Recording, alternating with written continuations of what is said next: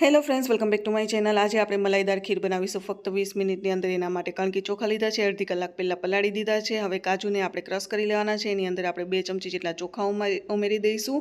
ઠંડુ દૂધ ઉમેરીને એક પેસ્ટ તૈયાર કરી લેવાની છે।